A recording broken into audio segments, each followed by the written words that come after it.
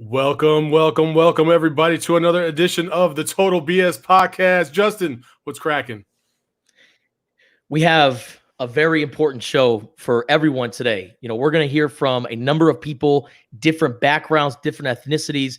And I think with the way our country is at this point, we need to hear these voices and we need to start talking about plans and creating a dialogue. Saul, this might be one of my favorite episodes of the Total BS Podcast. I'm ready to get started.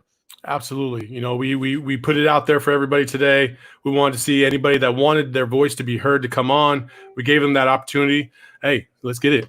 Your fans just might turn into our fans. Be cool, it's just part of the program. Spit your best 16 if you must. You're not whack, you just sound whack rapping after us. Yo, your fans just might turn into our fans. Be cool, it's just a part of this program. Spit your best 16 if you must. You not whack, you just sound whack rapping after us. MC Squared just dropped another video, by the way, a whole new album. You can go check them out. They're the guys that hooked us up with their sound so we could use it for our podcast. So much love to them for doing that. And man, that's a good underground hip hop group. If you got a chance to listen to them, please. MC Squared. Hey, it's great. It's great. It's great fun. I have a question. Okay. Yeah. How do you look up MC Square on Apple Podcast or on iTunes? Oh, how do you type that in? They're on Spotify. They're on Spotify. So if you're on Spotify, MP2, that's it. Yep. Oh, okay. I was like, how do you? There's no special way to do the square thing. So I was wondering how. Also, you know what? We'll put it in the show notes below, so that way it's an easy click and you're there. How about that? Absolutely. On Facebook and on YouTube after the show, we'll put it out there. But we came here tonight to talk about something very, very important. Obviously, with the climate in the world the way it is, I mean, and it is all over the world. I think what has started to separate this from every other injustice in the last decade, 2 decades, 3 decades, man, all the way back to the 60s, is that it seems like the message is finally starting to get across. But that's my perspective. That might be your perspective, but we wanted to bring in other people's perspective that have different backgrounds and they have different thoughts. And they don't have to agree with us. That's the caveat, right? That we don't grow if we only listen to one piece of noise, right? We have to listen to the entire picture. And this whole message this entire time has listen, especially when it came from black people to white people. We're asking people to listen. And I think that message is getting across, Justin. Yeah, I was at a celebration of Black Lives yesterday down here in Arizona, and one of the things that, or one of the messages that really resonated with me is, white people were learned to have opinions. That's what one of the speakers said. We have opinions, and right now we need to just shut up. We have 2 ears and 1 mouth. So that means we need to listen twice as much as we talk. And, I just think now is the time for people like me to not be so opinionated right now, because there's a problem in this country. And I think we really need to listen. And if we listen and we come up with a plan and we hear from all these different voices, then we're going to take that step forward to getting better as a society. I was watching Netflix the other night and I watched, what was it, LA 1992. If you watch that documentary, it's literally everything that's going on right now. You have people criticizing the looters and everything that goes along, or kind of the bad things that go along with the peaceful protesting. And people are so worried about the looting and all of that. They're not concerned about the domino that caused all of this. And to think that was in 1992, here we are in 2020, still discussing the same things. And, I'd like to think that we got better as a society, but there are so many issues that we need to fix. And I'm excited to hear all these voices. Absolutely. Absolutely. Yeah. You know what? Let's get into it. Let's go ahead and bring on some of the people that reached out to us and wanted to be a part of this and talk and have their voice be heard. First, we have a gentleman by the name of Andy Morales. I'm sorry. He's part of the Amphi School District. He's a teacher. He's been a teacher for 30 years in the Southern Arizona area. And so, Andy, thank you so much for joining us today. Oh, no problem. And then next, we also have a 24-year veteran. And I say veteran, he's probably going to laugh when I say veteran because this man talks so much trash on the basketball court. And he's a Laker fan, Justin. So there you go. You know, Laker fans unite. Yes! My man, Andre Webster is in the house. What's up, Dre? Peace, gentlemen. And then, you know what? Selfishly, you know, as a father, I've been trying to talk to my kids about what's going on in the world and how things are doing, and the perspective that young people should have as we move forward, because they're the ones that are going to carry this torch as we move forward. So I'd ask my son if he wanted to be a part of this, and here he is. Kelan, what's going on? Hello. He's very quiet, so hopefully we get more than 5 words out of him today. But Andy, your perspective on this entire thing, I asked you to come on. What made you say, you know what, I want to speak out today? I just think the whole atmosphere. I saw a story this morning about how the journalists were being attacked in Tucson, and you know, there's just a tipping point that, you know, a lot of these, I know it's print media, unfortunately, you know, Justin, it's dying. So a lot of people, they don't know the stuff that like Caitlin Smith has been doing. And they're calling her out for, you know, not calling herself out, and they have no idea what she's done to help out the community. And, you know, it goes along with taking the knee, where that was misconstrued. Actually, Kaepernick took that idea from the military personnel. And it had nothing to do with disrespecting the flag. And this whole protest has been co-opted in the same fashion, where a lot of people are lumping protesters in with rioters, and they know it's not true. And it's really sad that there's another side. Why does there have to be another side to fairness and equality? Why are people fighting that? There's just a lot to do. We can go on for years probably on all this. And the Black Lives Matter, it goes back to, I don't know, I'm probably the oldest one here, where in the 60s, black men had "I'm a man" signs. That was the sign they had. But people, and now Black Lives Matter, they don't realize there's a comma and a 2 after that. It's not "you're not a man" or "your life doesn't matter." Black Lives Matter 2. And so people are, you know, it's just sad that people are fighting against that. And I'm just trying to wrap my head around why there's an opposition to that. So, you know, that's where I'm coming from. Andre, you know, that's an interesting perspective. I think that's one that's shared by a lot of people. You have your own perspective, obviously being a military man, and that whole debate about the flag. And you know, I think somebody said it best. I forgot who it was, but they said, you got to stop using the flag like a blindfold when it came to Drew Brees. How do you feel about this entire situation as it stands right now? First, I'll talk about the whole fake usage of patriotism and the flag.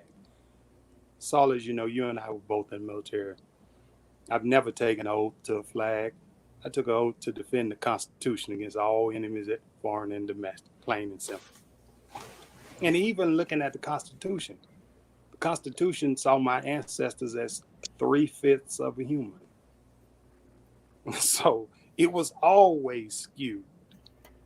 And to me, and I just use myself, I was born in 1965. I always believed this country was moving and truly wanted to be what it said it was. Until November the 4th of 2008. When a black man got elected president, a segment of this nation just lost their collective crap. They couldn't stomach it.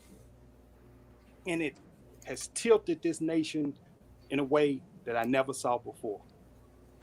And personally, it caused me to lose faith in this nation, because as it's gone on, it got worse and worse. It's people. Why is it controversial to say America should give everybody the equality that it says it does? That everybody should be treated with the dignity of a full human being. It's mind-blowing to me. Yeah. It is completely mind-blowing to me that that's controversial. Like the brother Andy said, Black Lives Matter, and that's probably the second time I've ever said that phrase in my life. Black Lives Matter doesn't say nobody else's does. I saw a thing today that said, if I said we need to save the rainforest, that doesn't mean I'm saying let all other forests die out. You know what I'm saying? That's the same thing as when people say Black Lives Matter. For sure. For sure. Black lives seem to be the one that's under assault. And it's crazy to me, they're under assault by people who are paid to serve and protect them. Absolutely. I'm going to bring in somebody else as well right now, coming from way up in Detroit, just getting off a shift. That's how dedicated this man is to the cause. Mr. Zack Clark. How you doing, buddy? Hey guys, I'm doing pretty well. Thanks for having me. I'm trying to get this set up. Well, hey, look, hey, you guys all are nice, fancy rooms. I am literally just, this is my work behind me. I'm literally I was in my car. It was too dark, so this is the best I can do as far as and where I'm sitting or you standing, I should say. You just came from covering a protest, correct? I can't hear you there, Saul. I see your lips moving, but I can't hear you, brother. I said you just came from covering a protest, correct? No? Hold on. I've got nothing. Okay. That's all right. Okay. No, that's okay. No worries. All right. So anyway, let's circle back to what Dre was talking about. You know, he was talking about, you know, equality and how that shouldn't be a controversial topic. And I think now, as we move forward, hopefully it is a controversial. Hopefully it isn't a controversial topic as we move forward. Many different people are going to have many different perspectives. But again, when we come back to equality, Justin, why is equality such a controversial thing? I don't know. I really don't. You know, and going back to what Dre said, you know, Black Lives Matter. And I will be the first one to tell you, when I first heard that phrase, was it 2013? When did Black Lives Matter really become a thing? But I don't know when that year was, but I do remember I was so uneducated about it. I was like everybody else. I said, I want to say it was Trayvon Martin.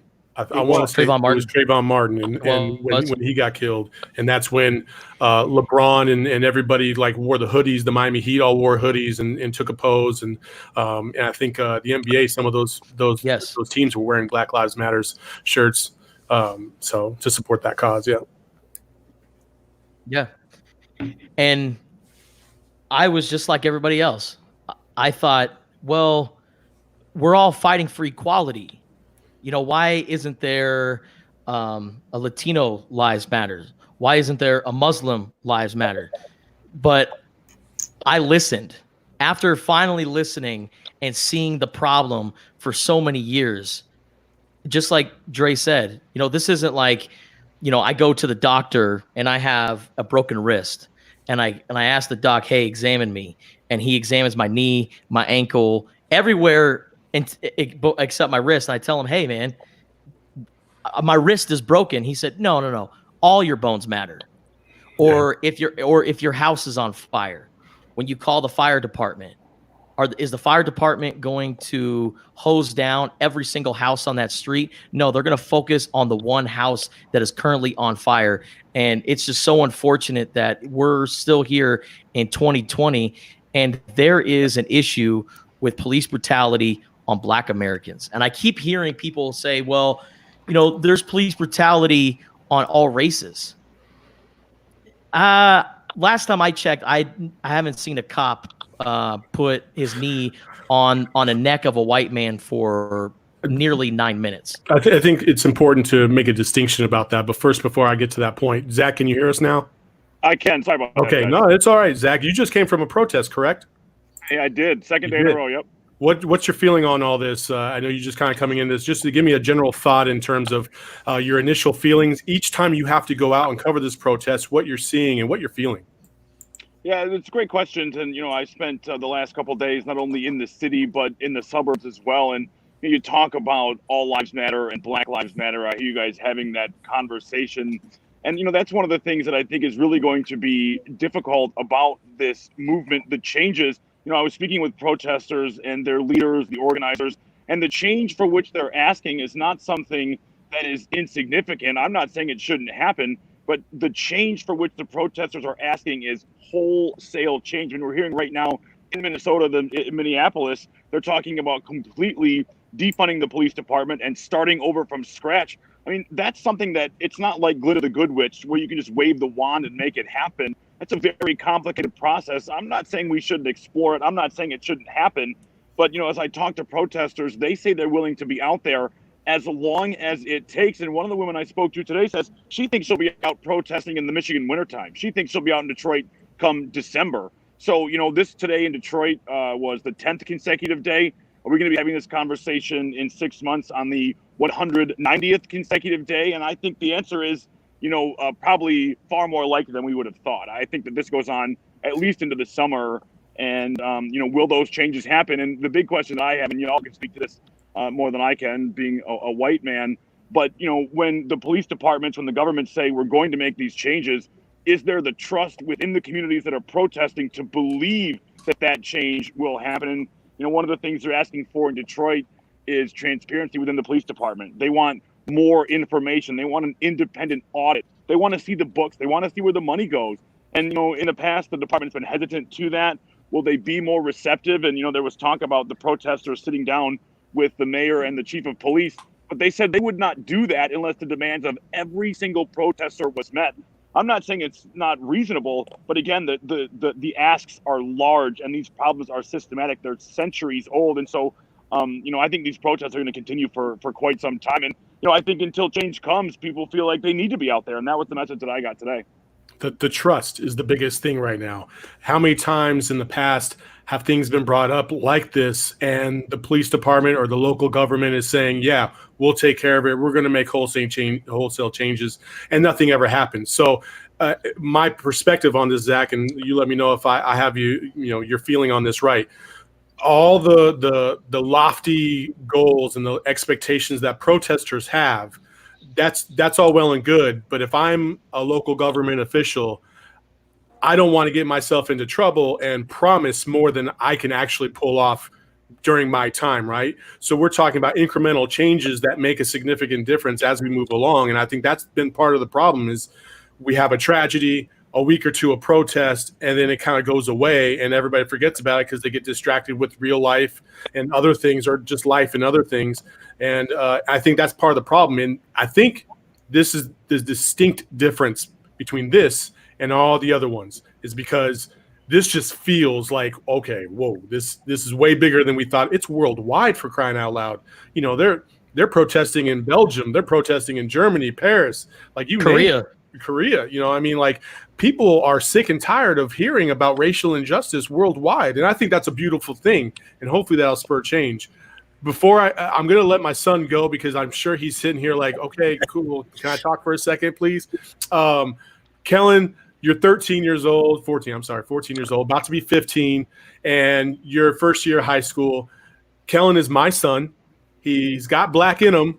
He's blonde hair, blue eyes, so he's got a unique perspective. I wanted to bring him on to find out, what his feeling was. And as soon as I say that, his screen goes black. So we know he's your kid. Kids in technology, you know what I mean? Like, what's going on here? So he's playing his video game. He probably answered a text, for crying out loud, or answered a phone call. But I just got a call. Anyway, we'll move on past that real quick. And then Justin, your feedback. It looks like you want to say something real quick. Yeah, I'm really curious. Saul and Dre. Dre, I don't know if you have any kids.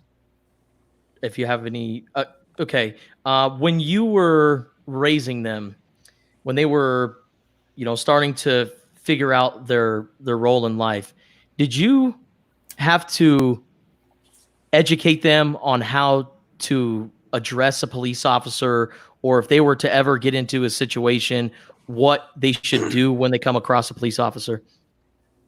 Yeah, I'm gonna tell you a funny story about that, Justin, man. I have 2 daughters. They're 30 and 22. Saul knows this already. My children are biracial, just like Saul's. And it always has made me sad that I've always been thankful that I have girls and not boys, because they're less in danger from the police. You understand what I'm saying? Yeah. But they know they've had the lessons too. But the fact that they're pretty and they're females helps them. You know what I'm saying? But my wife and I, we taught our children that you're black and you're white, but the world will see you as black. That's just straight up. And talking about the police, I don't know a black man who hasn't had a negative experience with the cops. Do you, Saul? No. I don't know a single one. I'm going to tell you a funny story. I have a cousin. Her name is LaTanya Kennedy. She was a Dallas police officer. That's my hometown, Dallas, for 31 years.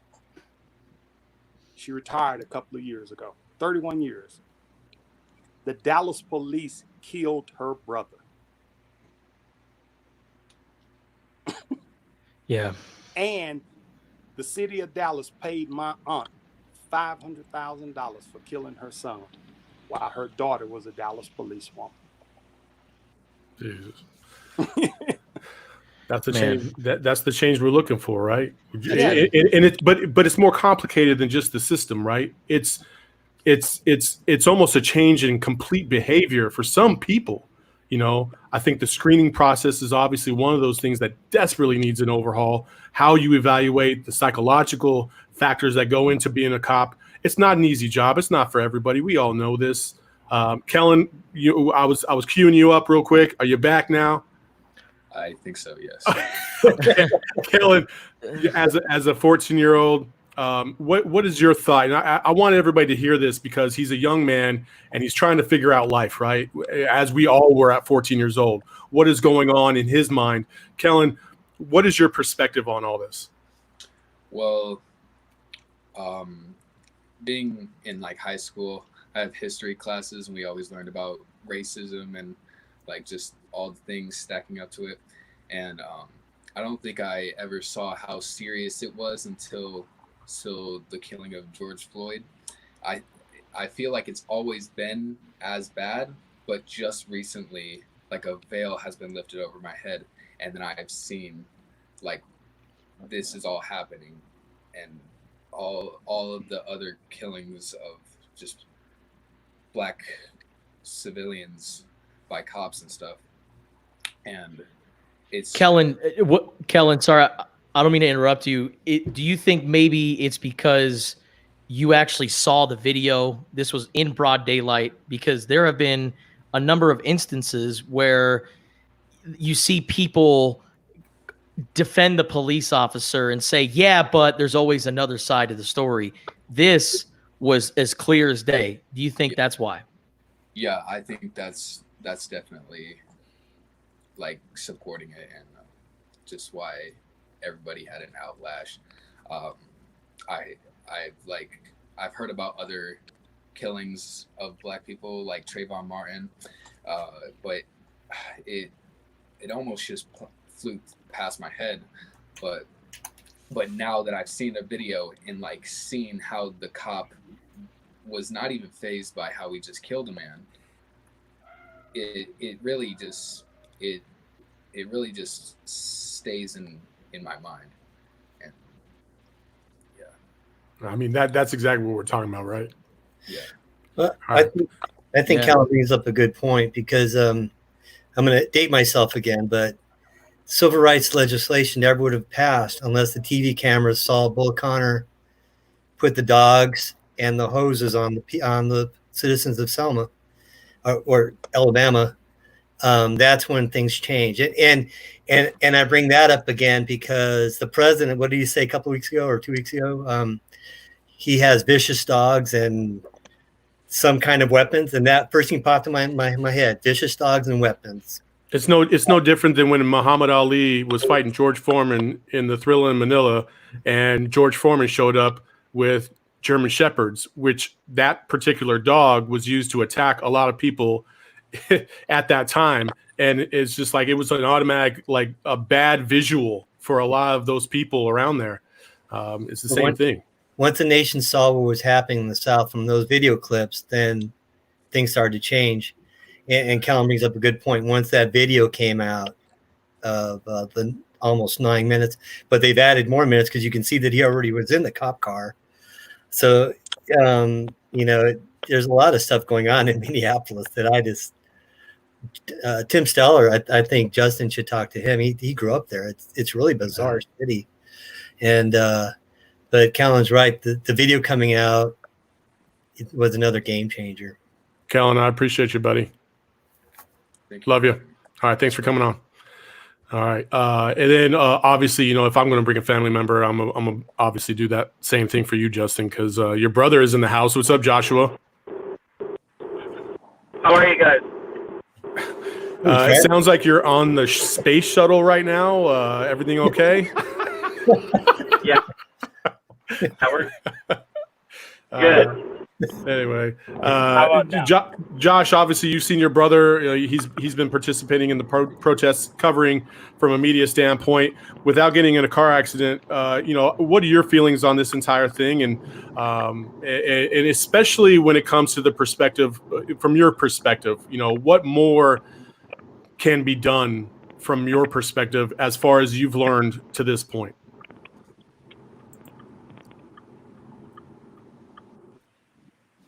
No? Okay. I think maybe he's not there right now. Yeah, all right. Yeah.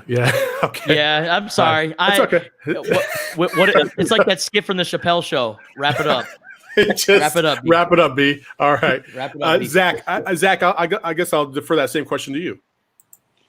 Yeah, as far as it's been interesting to me, this whole experience. I've been able to live my life with the veil of being a white man. I can walk into certain situations. I can do certain things. There was a man about a month ago that made a video after Ahmaud Arbery was killed, and he was white. He took his shirt off and put a TV under his arm and ran through the neighborhood, and people asked him if he was okay and said hello to him. We know what happened to Ahmaud Arbery in that same neighborhood with no television in his hand. And so it's forced me to confront certain things that even I consider myself a tolerant person, an accepting person. But I think the problem is that in certain volumes of silence, I was accepting and tolerating things that were truly despicable and that were evil. And so I have learned that, certainly as a journalist, I have to use my voice in a certain way, but as a person, that I have to, when I see something that is wrong, not only point it out, but yell as loud as possible and point at it until somebody else sees it and starts yelling and pointing at it too.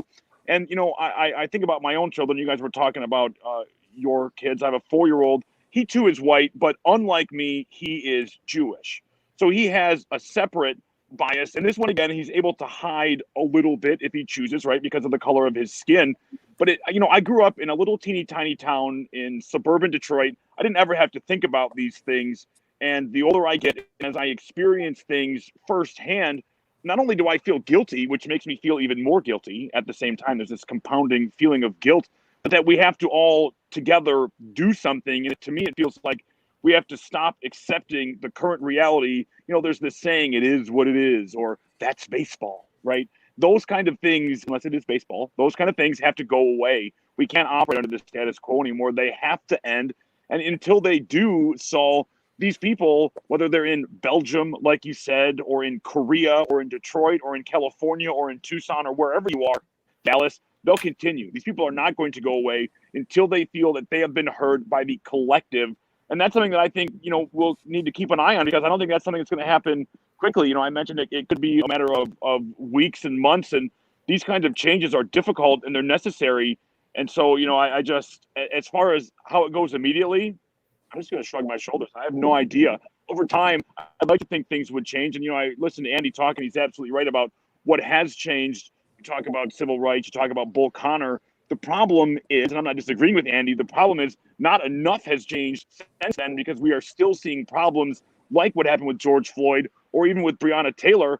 She wasn't somebody that had been pulled over. That was a no-knock warrant. They were in the wrong house. They shot, they killed her. And, I heard Dre talk about Dallas and what happened. I mean, don't forget, we're not more than, 18 months away from a uniformed Dallas police officer mistakenly walking into somebody else's apartment and shooting that man and killing him.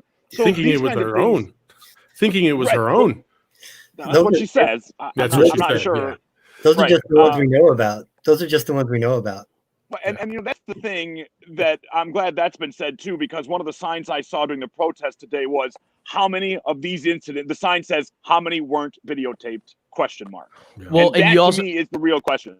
when you also think of Ahmaud Arbery, the shooters, they weren't arrested until 2 months later, because that's when the video surfaced.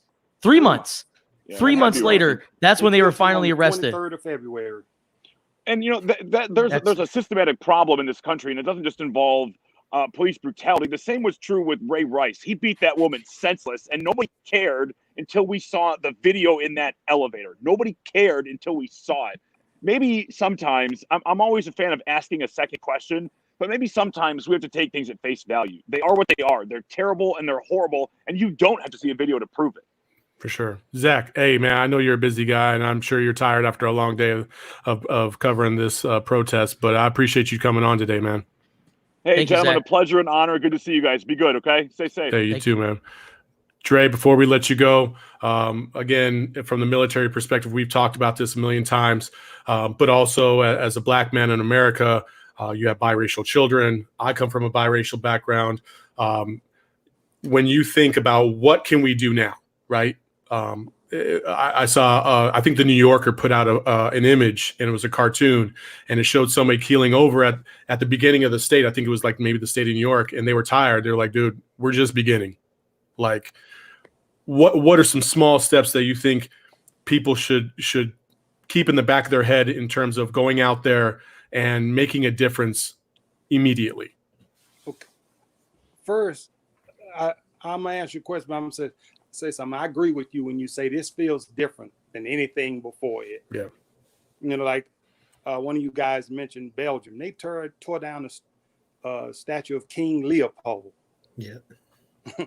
And if you don't know who he is, he killed 4 million more people than Hitler. But to say that, the protests, I believe they're just getting started, and people got to be in this for the long haul. Historically speaking, the Montgomery bus boycott that was sparked by Rosa Parks lasted over a year. But someone said this, and I agree, got to listen. Got to challenge when people say things that they think they're in a company where it's acceptable. Also, when you have to ask questions that you know in your heart of heart is going to make you uncomfortable, the answers Absolutely. to them. Bingo. You got to ask those questions and listen.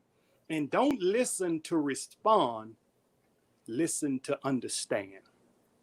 It's also the responsibility of the responder to understand that they're trying to get some information that they did not have prior to this. Exactly. Right? I like that. And So compassion and I think both ways. Well, and I think that's also what kind of got Drew Brees into some trouble. He went into that interview with Yahoo, and they asked him, what do you think about the flag and people kneeling? And he straight out said, without even blinking, I think it's very disrespectful to the flag, considering my grandfather, and I have a couple grandfathers who fought in the war and fought for this country. But the only difference between Drew Brees' grandfathers and a lot of other Black Americans' grandfathers is when they returned to the United States, Drew Brees' grandfather was applauded. He was viewed as a hero, where when a lot of Black Americans came back from war, it was, okay, we're still segregated. You still have to sit in the back of the bus. And that is two totally different things. And I think, Drew Brees should have understood why Kaepernick was kneeling. It was never about the flag, like you guys alluded to. It's like this flag is this blindfold, and I think it was never about the flag to begin with. Colin Kaepernick used his platform to shed a light on police brutality on Black Americans in this country, and he did it in a peaceful way, and it cost him his job. You know what the difference is, though, is that he did that at that time, and it's not just the white community that didn't listen or kind of turned an eye or kind of ignored it. Everybody, a large percentage, we are to blame because we did not fight and back him up when he did so, right? And now those same people are like, yeah, we screwed that one up, right? About Cap. Go ahead. I was never a fan of his as a football player. Never. Same. Yeah, same. But what the NFL did to him made me a lifelong NFL fan. I'll never watch it again. And I have no problem with them not giving him a job. I have a problem with how they tried to disparage and tarnish this man's character. That's where they lost me. And they brought out guys like Ray Lewis, a dude associated with a double murder, to disparage this kid who, if you looked at this kid's life, he is the model citizen that the NFL talk about, the good guy. His whole life up until that moment. Like I say, if they didn't want to give him a job, that's gravy. That's cool. But the way they tried to assault and destroy this young man's character, it tore it for me. And I thought he was so overrated, it was not even funny. Andy, before we let both of y'all go, any final thoughts? We talked about trust in the police. I feel kind of glad that we live in Tucson. I know you no longer live here. I'm just up the road, man. I'm just up the road now. Well, the Scottsdale police really messed up big time. But anyway, they left a major building unprotected. But anyway, just today, Magnus on Twitter asked a lady to file a claim against the woman who came up and coughed on her. We have a very progressive city here, and Chief Magnus, I believe. We have a Latina mayor, and it was very odd to see what happened in the first. I think Justin was there; he witnessed the first. What do you call it? Protest. But this is Tucson, so I can imagine living in a big city where it's not Tucson. Yeah. The chief said, "Hey, we're already doing all this stuff. We already outlawed chokeholds, and in Tucson, for the most part, has been pretty lucky. We've had the Tyrone Johnson case in 2005. You guys can look up that. That was a really bad one where a cop followed a black man for 180 days or something and finally killed him, and that cost the city a lot of money. But then again, I have family members who are cops. And I don't want to be judged by. I don't want to be judged by someone in my race something bad. So I don't want to judge all cops. But the same token, I have cousins who tell people they're Italian. So wow. I had another cousin post on Facebook that if George Floyd didn't have a bad background, he wouldn't have been killed. So it's this bizarre. It's a bizarro world. And so. It's just really not making sense. And I think it all goes back to this taking a knee bit where Kaepernick was actually sitting on the bench until a Marine told him, hey, you're disrespecting the flag. Maybe if you kneel, you get your point across. So he kneeled. And then no one wanted to hear about the part about the Marine telling him take a knee.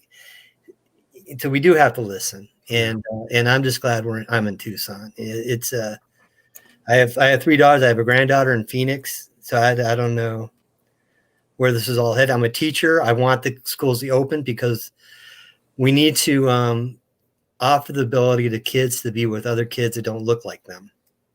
And if the schools are closed, this is just going to make it worse because they're going to be at home all day, listening to their parents, watching TV.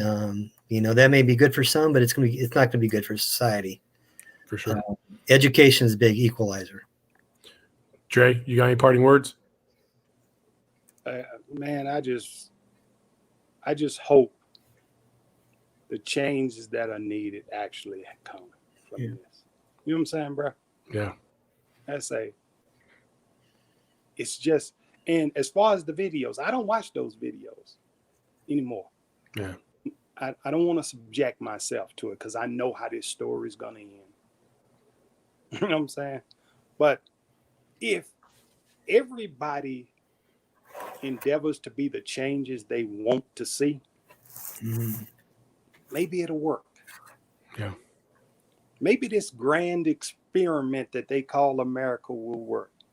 And police departments, if they would just hold other cops accountable when they do things, that trust issue that Andy talked about, it would be there. Yeah. If a cop does something bad, they should be held accountable. I think that's all folks really want. Yeah. It's just that's the problem, though. There were 3 others standing right near George Floyd, and not one of them made a move. I was just thinking the other day when that happened, what's their defense going to be? Is it going to be temporary insanity? Is it going to be the frat boy defense where once we were a group of guys, we couldn't stop each other?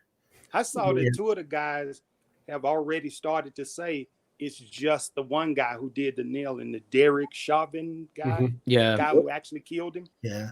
2 of the other cops are saying, that's him. We didn't do that. Yeah. But another big problem is how powerful the police unions are and how they hamstring politicians, local politicians who try to make changes. We're going to see how strong they really are now, for sure. You know, I think systemic change is coming. Hopefully it's coming.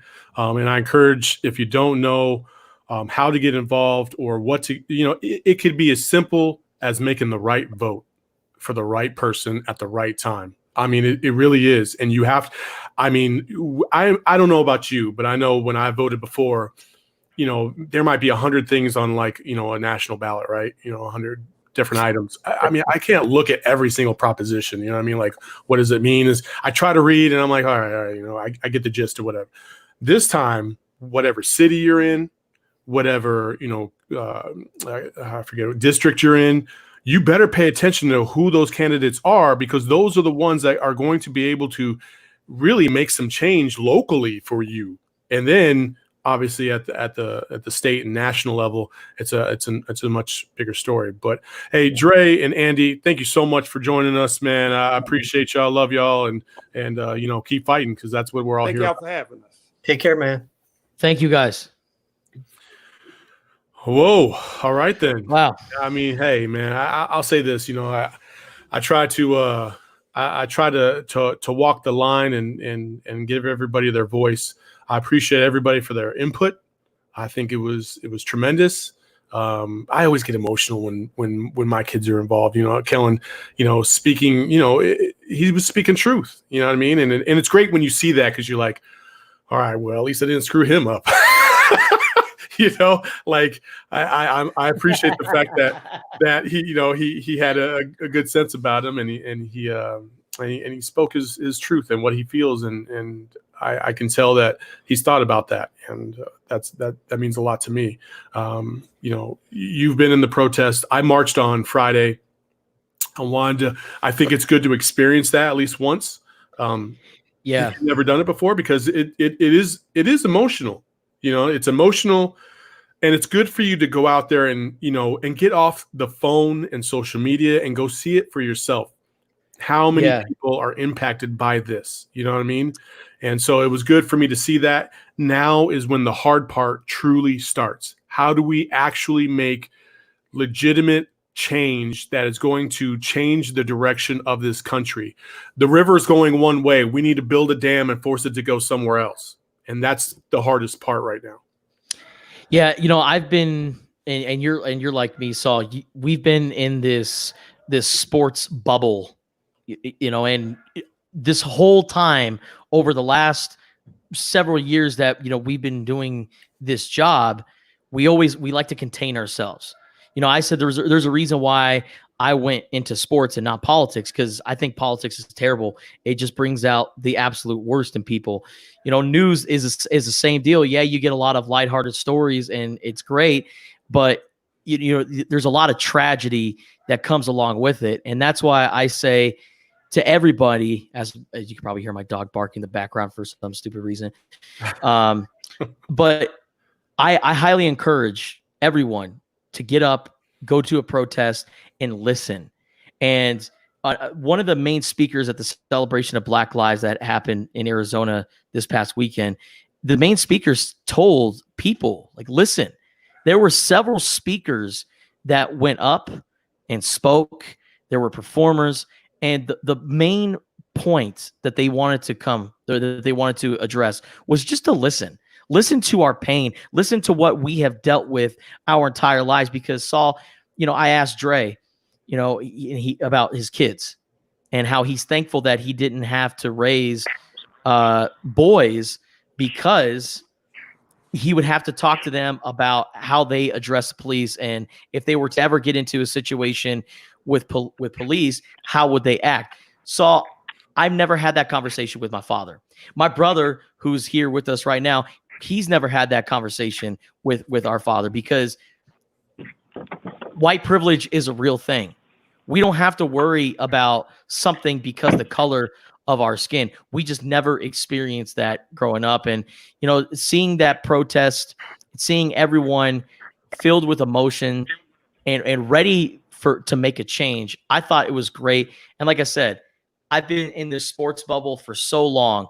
For this to finally open up my eyes, it was much needed. And I'm ready to make a change. This year, 2020 has been shitty for the most part, but I think for the most part, no, it's been shitty ever since the start.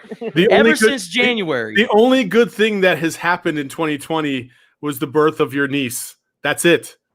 No, she was September. That was September. September, baby. That's right. September babies got to stick together, baby. That's right. It was September 12th. I was just happy it wasn't September 11th for her, just for the future. So that was be a bummer, but Josh, you're just now joining us. us. Do I sound like I'm in a space shuttle now? Yeah, you sound kind of distant, but real quick, we'll get your thoughts real quick. You've seen your brother cover the protests. You probably had some heart-to-hearts with him of late. Your overall thoughts on how we can actually enact change in this country and change for the better. It's listen. I think my brother and everybody else hit it earlier, and it's making yourself uncomfortable. This past week, 2 weeks, it's been uncomfortable for everybody. And I've had conversations with friends of mine, my wife. I mean, equality is something that it's sad in this country right now. And like others have said, I think the fact that the world is protesting this, I mean, the world is looking at us. I saw something the other day and it said Canada must feel like the upstairs neighbor to a meth lab right now, because it's like, we're a mess. Yeah. And I think, like I said, reaching out, listening, and educating. Now, you mentioned it, now that I'm a father, I think it's hit me so much, the fact that my daughter has to grow up in a world like this. That's not okay. And I think people have seen that the change is happening now. There's no more time for waiting. We've waited too long. Black America has waited too long. And I'm here to support everyone. Even, whatever you need. I've made countless donations. My wife and I have gone protesting multiple times. It's hard, again, with having a baby. I'm not going to be protesting at midnight. It's just, so we found times to protest in the morning. And we take her, and we stay distant. We stay in the very back, but we want to be part of the change. For sure. I've had conversations with my wife before, and I think it's sad, the fact that I'm the number one demographic when it comes to this country. I'm 30, so I consider myself middle-aged. I'm a straight middle-aged white male, and the fact that I can go to a job interview and get something over somebody, or I've never had a bad experience with police. And I know many friends that have, and it's a common thing. That sucks, and that's not right, and that's not what we stand for. So yeah, sorry to talk your ear off. I'm pretty passionate about this, and it's really been killing me the past 2 weeks. So No, it's all good. Thank you guys for doing this. This is how it starts. For sure. No, that's why we wanted to give you a platform real quick to speak your truth and your piece, and we appreciate you doing that, man. Have a good night, guys. All right, see you. All right. And real quick, Saul, my brother, brings up a good point.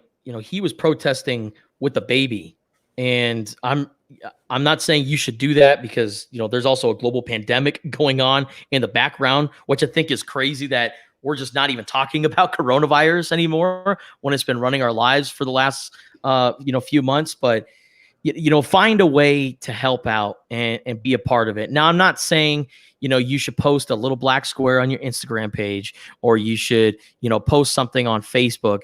But, if you're just silently letting things go by and you're not being a part of it, then you are a part of the problem. This year is going to be so monumental in history outside of what happened with George Floyd and what's happened with other Black Americans who have been murdered for no reason whatsoever.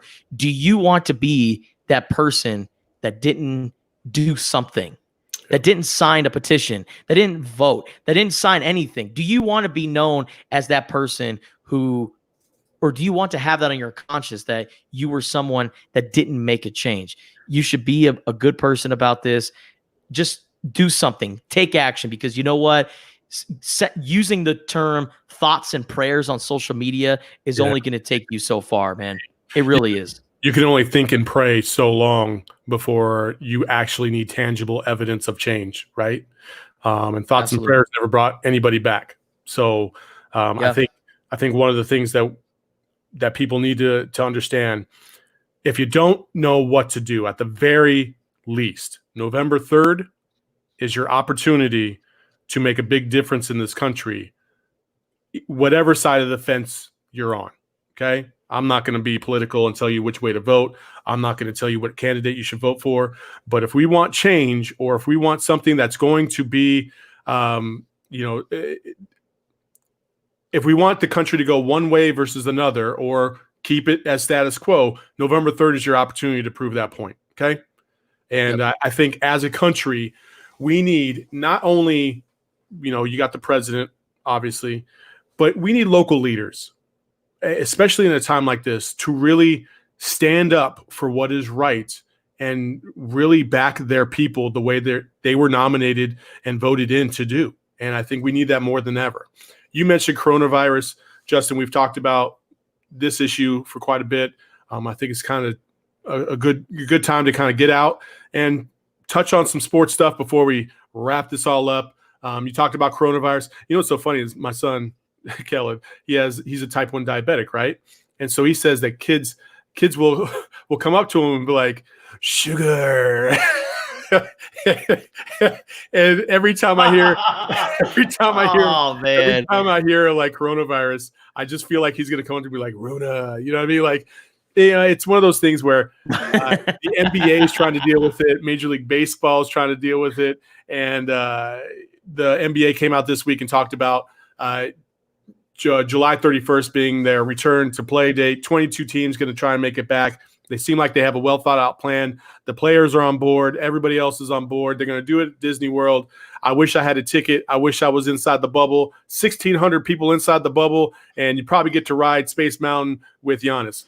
What's not to love? You know That's what I mean? awesome. So they don't get to utilize the rides though, unfortunately. Come on, man. I know a guy. You think LeBron's not going to be like, hey, listen here. Okay, from about 3 o'clock in the morning to 6 o'clock in the morning, we got this. Come on now. That's it, man. Midnight with LeBron. There it is. Slogan. Hash it up. Put it out there. Everybody gets free ears. Put it on the ears. Midnight with LeBron. There you go. Midnight with LeBron. Anyway, what are your thoughts on the 22-team format and what that will lead to? I love it. I really do, because this is going to get the season back on track, because I know a lot of people were excited to see what would come with the playoffs. With the Lakers being the number 1 seed, with the Clippers adding Kawhi Leonard and Paul George and the noise that they have made this year. And I know, the Clippers, the 2 or the 3 seed, and they were a handful for the Lakers, and they, what's that word called again? Load management.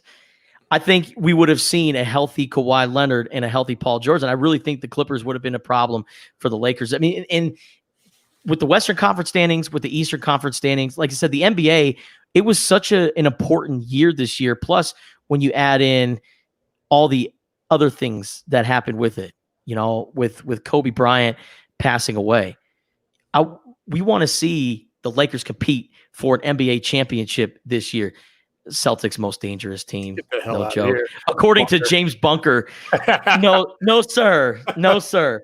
Absolutely not. But with 13 Western Conference teams, with 9 Eastern Conference teams, I love the way they have it set up because you're going to be able to play 8 regular season games. So it's not like you're just going straight into playoffs. I thought if you're going to go straight into playoffs, you do it right now. That way you can get everything back on track. But you start off with the 8 regular season games. You get you shake off the rust a little bit, and then bam, there's no excuses. I know the league, they were thinking about adding like specialized rules for teams. Like if you are the higher seed in the playoffs, then you're going to be rewarded like an extra timeout or like an extra possession or something like that. No, keep everything even, put them in a bubble. Yep. After the 8 regular season games, you figure out who's going to be in the playoffs, which I love that they're also adding like a play-in tournament for the 8 seeds. So like if a 9 seed is within few games of the 4 games of the 8 seed, then they get to have this play-in tournament. So let's just say a team like Portland is still stuck at the 9 seed. I really like their chances getting in because Damian Lillard, CJ McCollum, Hassan Whiteside, like they have guys that could be a problem in the playoffs. Nurkic too.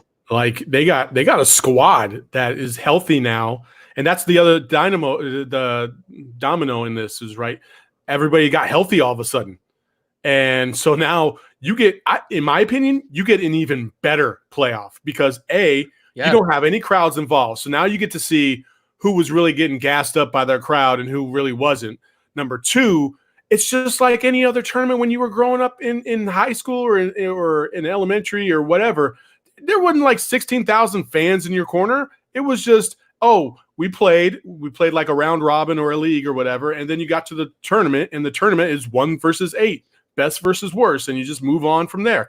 This is no different. You played all regular season, so you can play the worst team in the first round. So Lakers are going to play the number 8 seed, whoever that ends up being, whether it be Portland or whoever else, which would be awesome if it was Portland, by the way, because you know how much I'm not a Lakers fan and how much I desperately want the Clippers to make it to the NBA championship.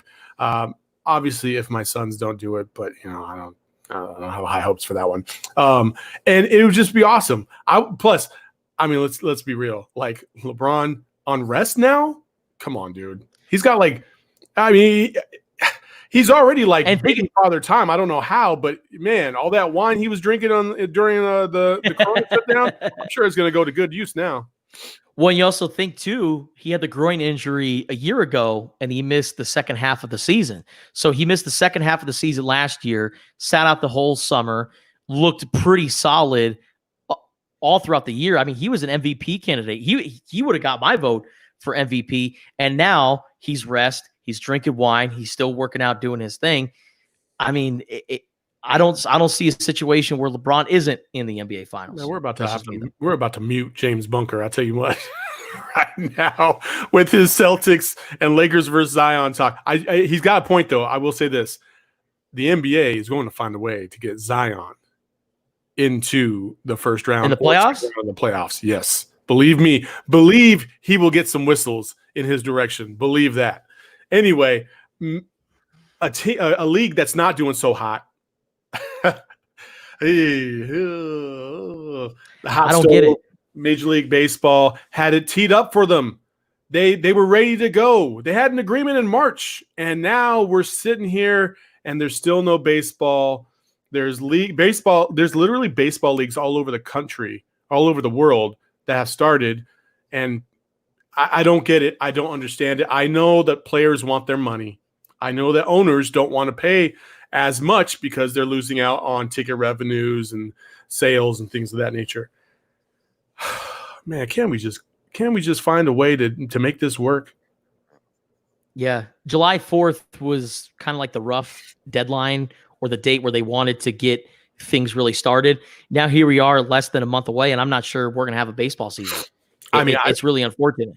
I don't see how they're going to play baseball. I just don't see it. I don't see how they're going to play. Now, if especially July 4th would have been so perfect. Baseball's back on America's holiday. Damn, son. You know what Major League Baseball is right now? They're the Warriors. What's that? They blew a 3-1 lead, man. they had it all to themselves, Justin. And then they blew had it teed up and ready to go. That was it, man. All they had to do. And then out of nowhere, Draymond comes kicking somebody in the balls, and that's it. So what's the plan here? Because they suggested an 82-game season and paying players possibly on a per-game basis. Right now, I think it's really up to the players and what they want to do, but there's so many different voices, so many different opinions.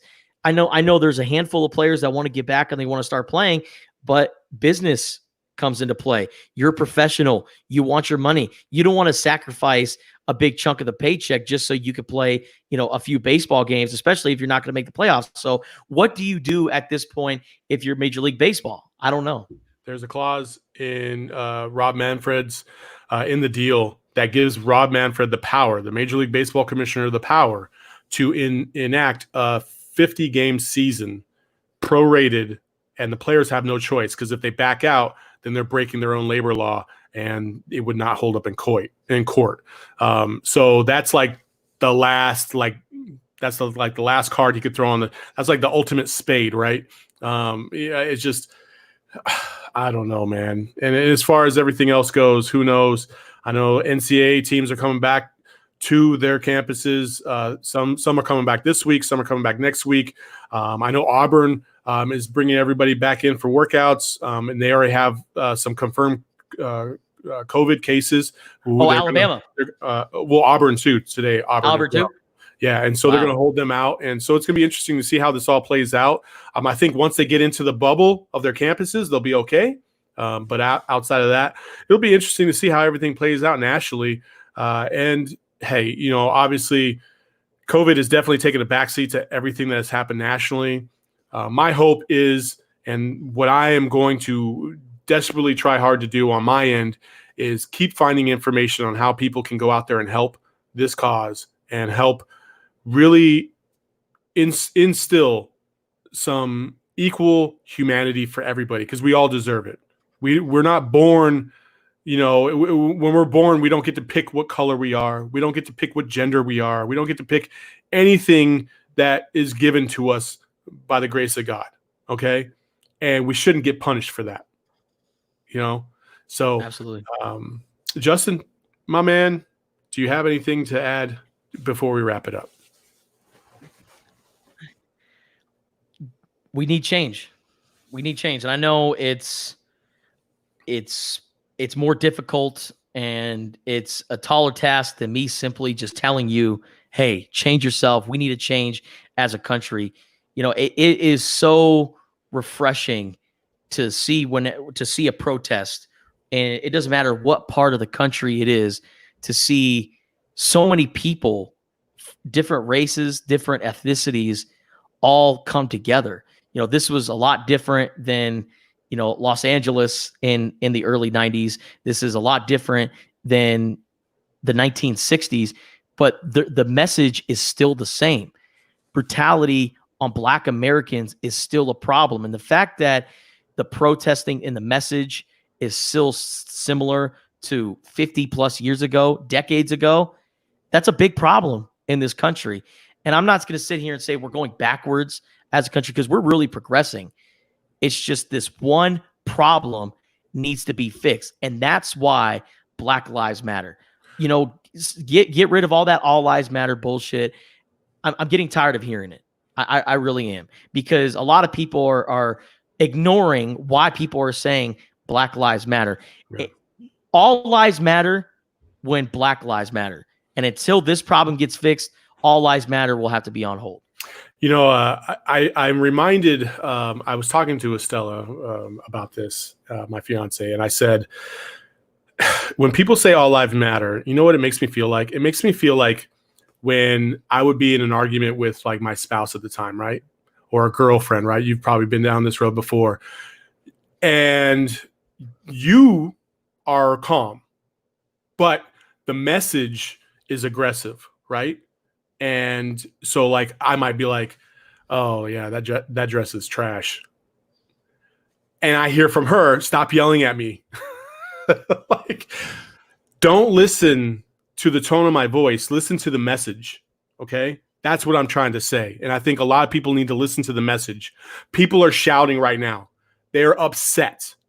You need to listen to the message as to why they are upset and stop throwing your own BS in the middle of it, because it doesn't matter, because there's a large percentage of this country that is hurt. Okay. Just absolutely devastated about people getting murdered for no damn reason. And we need to put it to an end.